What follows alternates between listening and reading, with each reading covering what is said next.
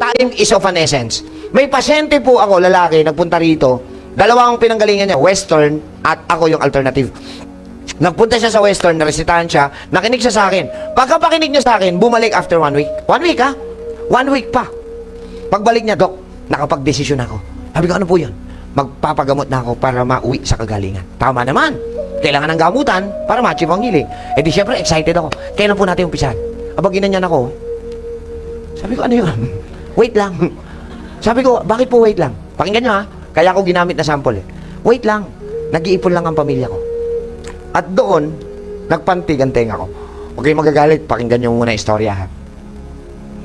Bakit naman nagpantig ang tenga mo? Buti nga magpapagamot. Kasi napansin ko, pagtungkol sa katawan, lagi nyo sagot, pag-iipunan.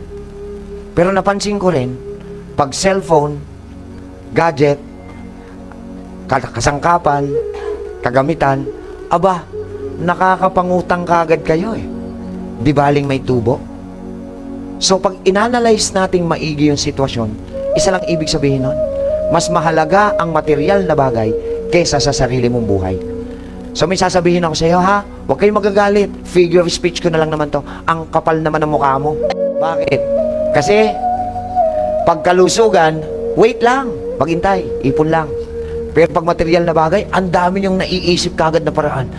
Nandiyan, Mari, baka naman may credit card ka, paray. Pare, baka naman may kakilala ka. Ano yun?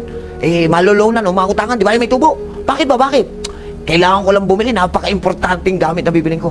Diyan ako gigil na gigil. Gamit, bagay, nagagamit nyo ang salitang napaka-importante. Yang katawan nyo, hindi importante? See? Dito, pinatutunayan nyo how you value life. Ito mga babae, hindi ko nila lahat. Maraming babae, basta pampaganda, gumagastos yan. Walang joke. Patangos ilong, palaki suso, palaki balakang, pampaputi. Silipin mo, bituka, kulay itim.